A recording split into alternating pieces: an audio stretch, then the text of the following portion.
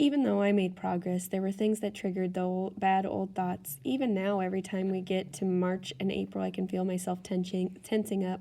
Fire season is starting again. Despite all the investigations and reports on Yarnell, nothing's really changed on the ground for hotshots.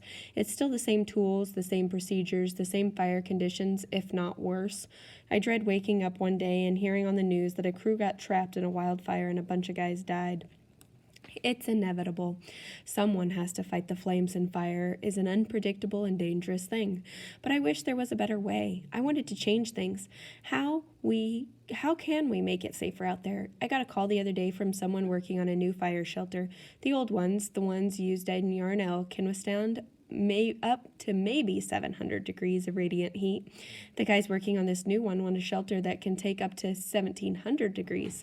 That's great. That would be a big plus for hotshots, but every solution seems to have a hidden back lining. History has shown us that the better the equipment you give firefighters, the deeper into the fire they're going to want to push. They'll use the better equipment to become more effective firefighters. It's a catch-22. Give a man a bulletproof vest, and he'll get that much closer to his adversary. But there are things we can do to make all wildland firefighters safer. This first thing is a tracking system for each firefighter. Right now, hotshots have GPS on them and can report in where they are by radio, but in extreme conditions, when the fire is bearing down on you, you're not thinking about giving your position. You're thinking about living for the next 120 seconds. Communications during a fire can be sketchy. The saw is buzzing in your ears and the fire is ripping up a stand of trees. It's loud out there. Sometimes guys just don't hear the radio, and sometimes it's hard to hear what someone in the field is trying to tell you. So we need a locator that can transmit the hotshot's position continuously and that everyone in the field can see in real time. A supervisor sitting in a truck somewhere could have a computer on his lap with an up-to-second location of every hotshot.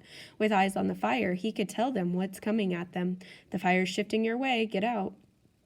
These locators exist. They're called SENS, or Satellite Emergency Notification Devices, and they look like small walkie-talkies that can fit in the palm of your hand. They often work off satellite signals when there is no cell phone service available, and they function even in the 20% of the forest terrain that cannot get radio coverage, so they're perfect for fighting fires in the wilderness. In April 2012, more than a year before Yarnell, the U.S. Forest Service notified tech companies that it was in the market to buy such a device. They ended up purchasing thousands of them, but Granite Mountain didn't have them in Yarnell. Every hotshot in America should have one. A SEND also contains an SOS button. The firefighter hits it and the dispatchers monitoring the system instantly know two things: that the hotshot is in trouble and his or her exact location.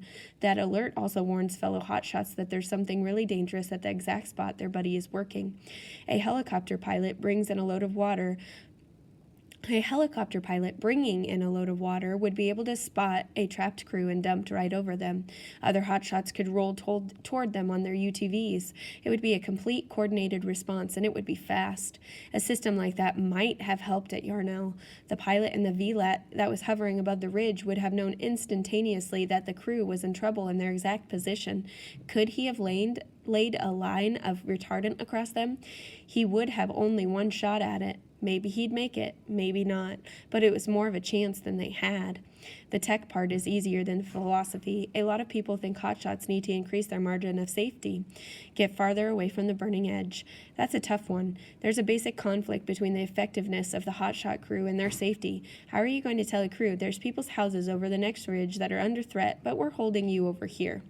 What's the point of having firefighters in the field then? It's like telling the Marines a village is being burned to the ground, but it's too dangerous to send you in. The last person who wants to hear that kind of thing is a hotshot. One thing I do know, more helicopters, more firefighters, and more tanker planes would help. The more resources you put into a wildfire, the safer it is for everyone. But either the money isn't there for new tankers or it's going to the places it needs to go. I don't blame people who want their houses saved, but some people don't want to pay the extra taxes to see that we have everything we need. And an on-call tanker costs around $14,000 a day. Put it in the air and the bill soars to $4,200 an hour. Big Big helicopters are even more expensive, upward of $30,000 a day for on-call duty and over $6,000 an hour for in-flight. Add in millions for a new tanker when the fire is gone?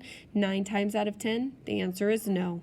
2 years after Yarnell, I was listening to the news when I heard about a wildfire in Washington.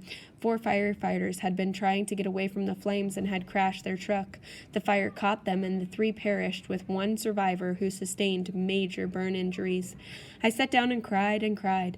I felt sick. It was happening again.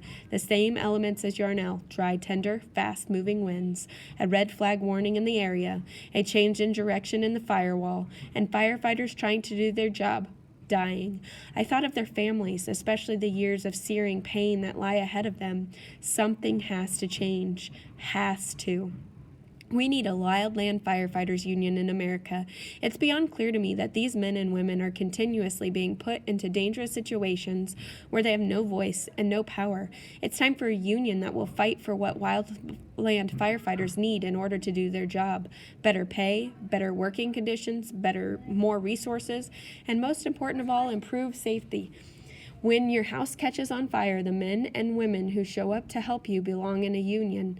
The International Association of Firefighters has 750,000 members, and they all have fairer pay and better working conditions than almost any wildland firefighter in America. That's just wrong. Wildfires are getting bigger. They're burning hotter, wider, and longer. As I write this, 20,000 firefighters are in the field in the West, and it's not enough. The government is giving National Guard troops emergency wildfire training so they can help out crews that are stretched beyond their limits. There's a crew of 20 firefighters working a 32-hour shift on a fire somewhere in California. They're bone tired. They haven't seen their families in weeks. They're working under supervisors who are exhausted and overworked. When that crew kills the fire they're on, there are 2 or 3 more waiting for them. It's inevitable that mistakes will be made. Sadly, 2015 was a horrible year for wildfires. More are coming. I'll be the first to admit I'm not an expert. I'm not a veteran hotshot. I was a seasonal employee who saw a lot of action during a time of drought, but 3 seasons was enough to show that there was a problem in how we fight wildfires nationally. One headline from Washington is enough. If it talks about fatalities, innovation in how we fight wildfires needs to start somewhere. If it can help spark a change, I feel what I've gone through had some meaning beyond me. When I go around the country talking about this book, I'm going to meet firefighters. I'm going to ask them about their lives and talk about the future of our profession. Firefighters have insights that people making decisions about our lives don't have. We know what works and what doesn't. We can be a force for good. Maybe joining together is the way to get there. The system we have isn't working, period. Guys are doing the same exact scenarios that were killing hotshots 50 or 75 years ago. The exact same scenarios. These hardworking men and women need to come home at night to the people who love them.